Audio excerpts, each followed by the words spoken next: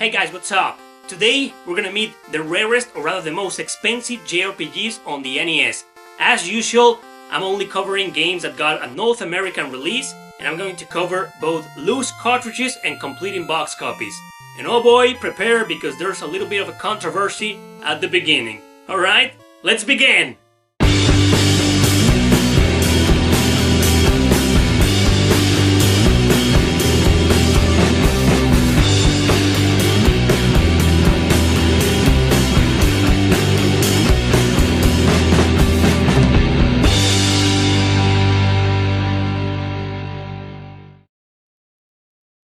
Starting off, we've got Little Ninja Brothers.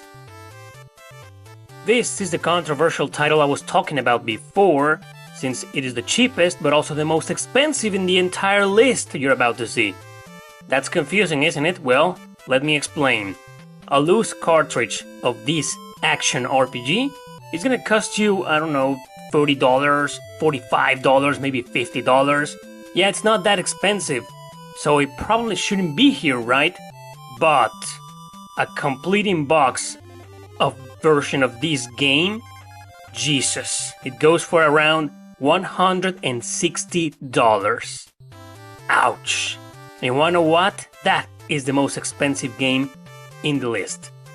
So yeah, ironically, a loose cartridge, it's the cheapest. But complete in-box is really hard to find, like probably the rarest in the entire list and the most expensive one. Wow, what an irony.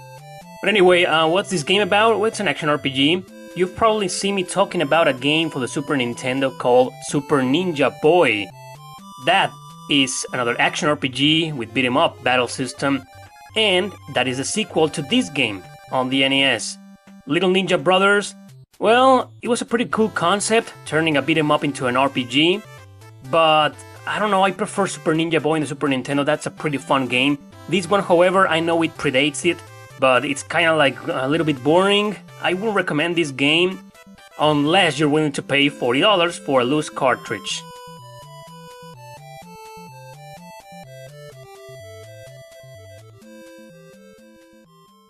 Next up, we've got Ghost Lion, infamous for its horrible cover. I mean, just look at that cover. Just look at it. It's terrible!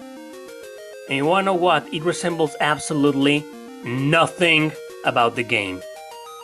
Yep, that was an older chick, an older girl, I'm pretty sure, because in this game you play as a little girl, sort of like a teenager, that looks completely different from her. Anyway, enough about the North American cover of this game. This is a top-down game, and its battle system is, well, classic turn-based RPG in first person where you just run into the screen, select your character's actions, blah blah blah. It's pretty original, as a matter of fact. It's one of the earliest RPGs in the history of gaming where you could summon an ally with power, with MP, although here it's called Dream or Dream Power, whatever. You know, this game, okay, it's not a bad game, it's actually somewhat good for its time, it's pretty good. I got lost into oblivion for obvious reasons, one of them being the damn cover, another one being the name. It's called Ghost Lion, but the true name of the game is The Legend of Ghost Lion, what the hell. And it's, well, if you play it today, it's kind of mediocre, so I don't think it's worth it, but, you know, just give it a try if you want to, it's a pretty short game. Now the price, loose cartridge goes for $60, 60, 65, maybe 75, yeah, it's a little bit expensive. Complete in box, you will find this game for $120. A little bit more, I'm pretty sure. That's the lowest price I could find today. So yep, Ghost Lion, is it worth its money? Yeah, nope, it isn't. Coming up, Uncharted Waters. This game, well, it acts more as a simulator, like a pirate, merchant, sail merchant simulator. Whatever. Uncharted Waters, well, it was kind of a big franchise in Japan, and it still is, I believe. And it's got its own niche over there, big niche in North America or everywhere else for that matter. It's like one of the most unknown RPGs of all time. And it's also one of those games that just draw the line, you know. People just don't know if they should call them RPGs or not. because there's role-playing involved, as in you play the role of your character and your decisions influence the story of which of the 3 countries or nations in this game get more powerful or progress in history, in a fictional universe, of course. In any case, Uncharted Waters is just a really hard to explain game that's a lot to do, and well, let's just talk about the price instead. $60 loose cartridge of this game, maybe more if you go to eBay right now. You'll find a lot of copies for like $90, 80 something dollars, but just look carefully, keep looking, and you'll come with some cartridges for 60 or 65, 70 bucks. Yup.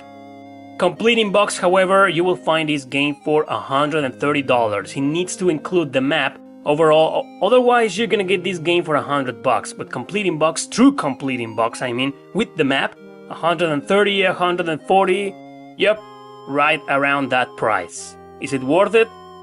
Well, nope. Coming up, Dragon Warrior 3. This is a classic, we all know that, fantastic Dragon Warrior series. Well, I've never been a fan of this franchise, Dragon Warrior series, also known as Dragon Quest, but you know, I do have a lot of respect for it, and well, the loose cartridge of this game, it is sought after. It's probably a little bit more rare than the others in this list, even though it goes for a similar price, $60, $70, maybe $80. I've seen copies of this game for $60, mint condition, but you know, that's just me. It depends on the location you are right now. Maybe you will find it for much less, maybe you will find it for much more than that. Complete in box is a $140 game. Yikes. $150, $140, Jesus. Is it worth it? I don't know. I mean, if you're a fan of Dragon Warrior series, of course it's worth it. It's a classic, it's part of your favorite franchise probably, so maybe it is worth it, $60. Or if you want a complete in box copy, $100 and something. Of course, the next one had to be Dragon Warrior 4. A loose cartridge of this great game. One of the only Dragon Quest games that I've actually enjoyed. Goes for $75, maybe $80. The lowest I could find today, as of the making of this video, was 75 bucks for a mint condition of a loose cartridge. Is it worth it? Yes, it is. Well, in my opinion, of course. Well, maybe 75 for just the cartridge is a lot of money, but if you really value this franchise and these games, go for it, because this game is going to continue going up in price, of course. You want a complete in box copy of this revolutionary RPG, one of the most historically important RPG in the early 90s, $150. Of course, these prices always depend on the condition of the boxes, the manuals. I think a really mint condition of any of the games I've talked about, it's probably gonna be a little bit more expensive than what I said, but the usual average price according to price charting, eBay, Amazon, etc., it's $150. Maybe a little bit less if you're lucky, maybe a little bit more, who knows. $150.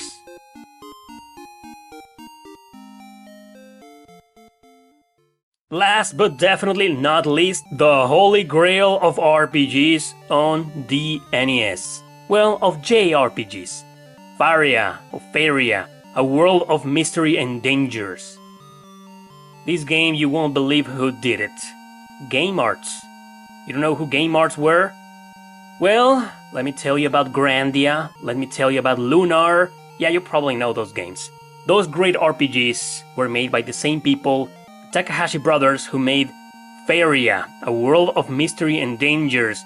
And oh boy, well, I think it was innovative for its time, even though it's kind of a rip-off of The Legend of Zelda. When it comes to exploration, of course. Battle system it's an action RPG, as you can see right now, and well, it looks kinda interesting for its time, but trust me, it's just not. Controls are clunky.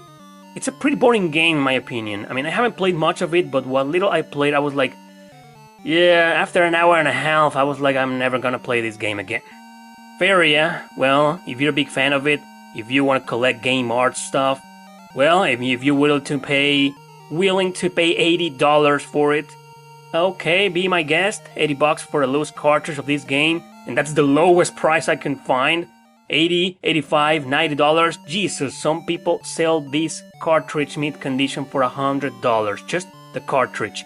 However, if you're willing to spend, I don't know, 50 or 70 bucks more, you can get a complete in-box version of it, because it also goes, just like Dragon Warrior 4, for $150, maybe $140, $160. Let's just call it $150.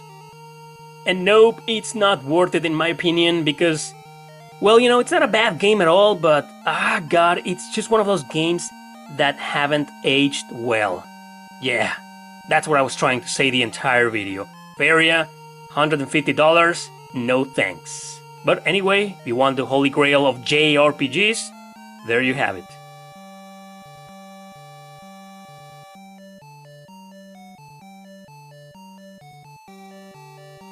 So that's it, guys. Those are the rarest, or rather the most expensive JRPGs on the NES as of the making of this video. I hope you enjoyed it. Whether these games are worth their price or not, that will be entirely up to you. Thanks for watching. Don't forget to subscribe and share this video with your friends. See you next time!